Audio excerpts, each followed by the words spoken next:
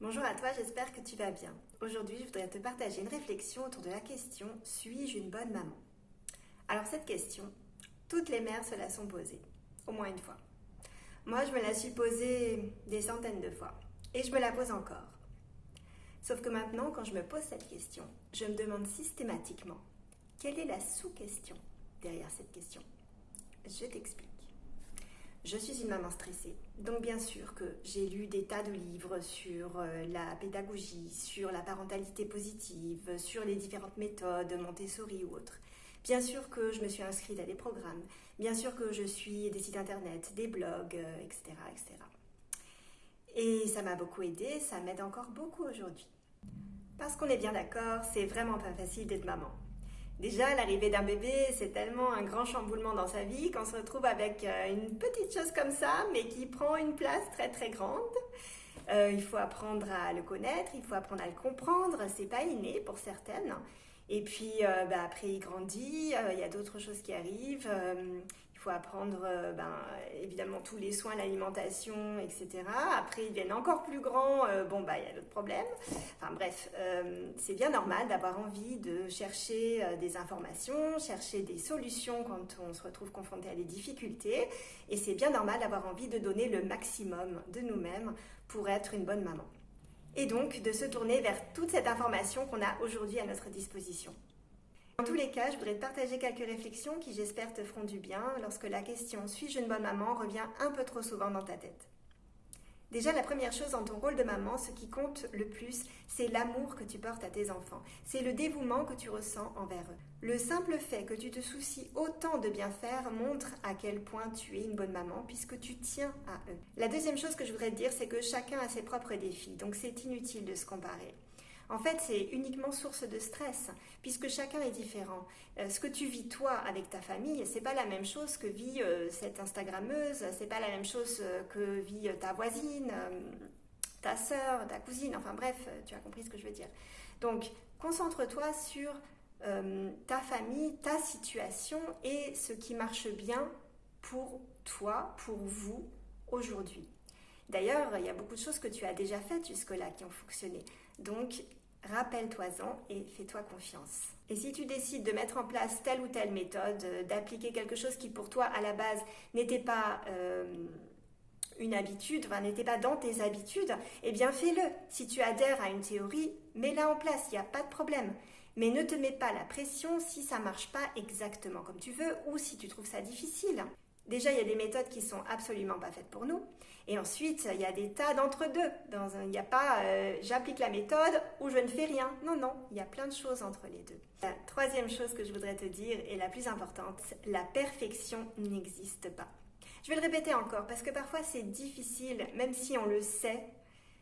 C'est comme s'il y a quelque chose au fond de nous qui ne voulait pas l'intégrer. Donc je te le répète, ma belle, la perfection n'existe pas. Personne n'est parfait, c'est normal de faire des erreurs. Et comme je te l'ai dit, ce qui compte, c'est l'amour que tu portes à tes enfants. D'ailleurs, plus tard, c'est de ça qu'ils se souviendront. Ils se souviendront des beaux moments que vous avez passés ensemble. Ils se souviendront de toi, comment tu étais avec eux, quelle écoute tu leur as donnée. Ils vont pas se souvenir de si ta cuisine était bien rangée ou si dans leur armoire, tous les vêtements étaient triés par couleur. Non, ça pour eux, c'est pas important. La preuve, c'est que parfois, en tout cas c'est mon cas, on peut se souvenir de moments de famille. Par exemple, pour moi, c'était le dîner du dimanche soir quand j'étais petite. J'étais j'étais très enjouée à l'idée même de ce dîner et je m'en souviens encore avec un extrême bonheur. Et finalement, il y a pas très longtemps, j'ai redemandé à mon père, mais qu'est-ce qu'on mangeait le dimanche soir? Et bien finalement, on mangeait du poulet et des patates. Voilà. Mais c'est pas ça qui était important en fait. C'était l'ambiance qu'il y avait autour. Pour nous, le dimanche soir, on se retrouvait en famille, on avait du temps, etc. Et ça n'arrivait pas trop souvent la semaine. Donc finalement, c'est ça que j'ai gardé de ce moment. C'est pas de savoir si la personne qui avait cuisiné avait mis les petits plats dans l'écran, si c'était équilibré. Tu m'as compris. L'idée derrière tout ça, c'est d'être indulgent avec soi-même. Et donc de baisser ses exigences. Et oui, parce qu'on a tendance à tellement s'en mettre sur le dos, on a tendance à se mettre une pression incroyable, surtout nous les mamans, je crois que c'est plus généralement très féminin. Bon, s'il y a des hommes ici, vous me direz, mais j'ai l'impression quand même que c'est très féminin. Et quand on est mère, c'est encore plus le cas. Alors baissons nos exigences envers nous-mêmes. Et si toi qui m'écoutes, tu as fait quelque chose que tu regrettes dans ta parentalité vis-à-vis de tes enfants, et si tu t'en veux, eh bien je t'invite aujourd'hui à te pardonner vis-à-vis de cette chose-là. Et à te promettre que tu feras mieux la prochaine fois. Car tu as les moyens de le faire.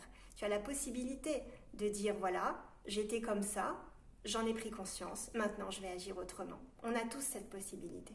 Donc finalement, chère maman, tu fais de ton mieux et c'est déjà beaucoup. Alors aujourd'hui, je t'encourage à te féliciter. Oui, à te prendre dans les bras et te faire un câlin, un gros câlin. Tu sais, les gros câlins que tu fais à tes enfants, offre-toi-en un. Regarde, je m'aime, je fais tellement bien. Enfin bon, t'adaptes quoi. Mais oui, parce que ce que tu fais tous les jours, telle une chef d'entreprise familiale, mais dis-toi bien que ça relève de l'exploit. Mais quand même, c'est incroyable. Tu arrives à travailler, si tu travailles, faire toute ta journée, ta maison, tout ça, bon, avec tes enfants, faire tous tes projets, voilà.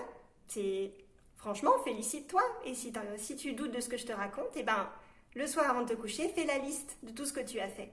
Même si t'es pas sortie de chez toi, même si t'es encore en pyjama et que tu t'es jamais habillée de la journée parce que t'as été toujours prise par ton bébé, je t'assure, fais la liste des choses que tu as faites. Et sans tricher, s'il te plaît. Tu me mets tout. Tu me mets le nombre de tétés, tu me mets le nombre de changes que tu as fait, tu me mets le nombre de machines à laver que tu as fait, et le nombre de fois tu vois, toutes les petites choses quoi. Et à la fin, je te promets que tu seras surprise.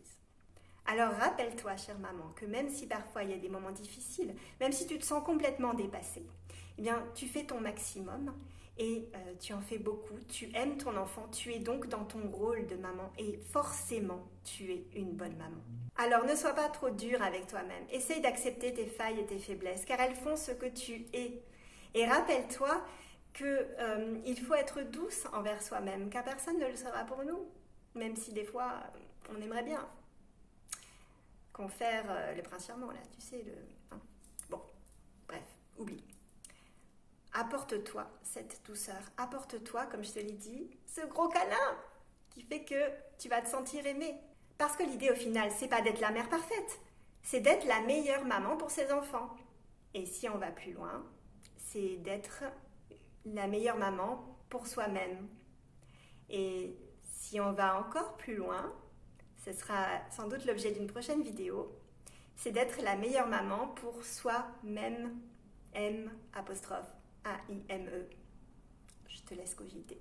Donc au final, regarde les efforts que tu fais au quotidien, regarde la belle personne que tu es avec tout ce que tu mets en place pour tes enfants. Apprends à le reconnaître, apprends à te regarder et la prochaine fois que tu te poseras la question « Suis-je une bonne maman ?» Eh bien, tout de suite, j'aimerais que la réponse soit oui, donc j'espère qu'elle le sera pour toi. Et si la réponse ne vient pas tout de suite, eh bien pose-toi la question. Pourquoi aujourd'hui je me repose cette question? Qu'est-ce que ça veut dire? Qu'est-ce qui n'est pas comblé en moi? Qu'est-ce qui fait que je vais me reposer cette question? Parce que la question, c'est pas suis-je une bonne maman? La question, c'est pourquoi est-ce que je me pose cette question? Je te souhaite une belle journée, jolie maman que tu es. À bientôt!